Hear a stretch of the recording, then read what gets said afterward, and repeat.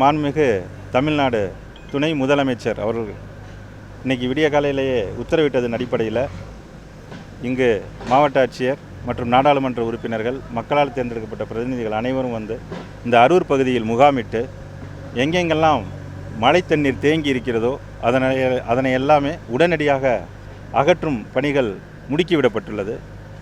வேறு உயிரிழப்புகளோ கால்நடை இழப்புகளோ அந்த மாதிரி வேறு எதுவும் இல்லை.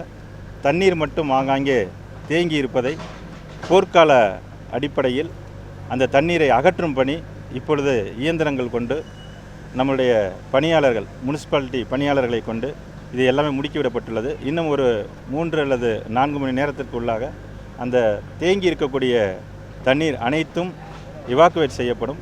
பின்னர் அதில் சானிடேஷன் செய்கிறதுக்கும் அந்தந்த உள்ளாட்சி அமைப்புகள் மூலமாக அதை மருந்துகள் தெளித்து சானிடேஷன் செய்யும் பணியும் இப்போ அதுக்கான உத்தரவுகளை மாவட்ட ஆட்சியர் நான் சொல்லியிருக்கிறேன். அதுவும் இப்போ தொடர்ந்து நடைபெற்றிருக்கு. பள்ளிகளுக்கு இன்று விடுமுறை அளிக்கப்பட்டுள்ளது.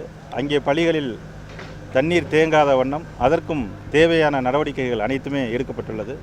இனிமே எவ்வளவு மழை வந்தாலும் அதை நாம் சமாளிக்கக்கூடிய அளவிற்கு திட்டங்கள் அனைத்துமே தமிழ்நாடு அரசினால் கொடுக்கப்பட்டதை இங்கே நம்ம வச்சுருக்கோம்.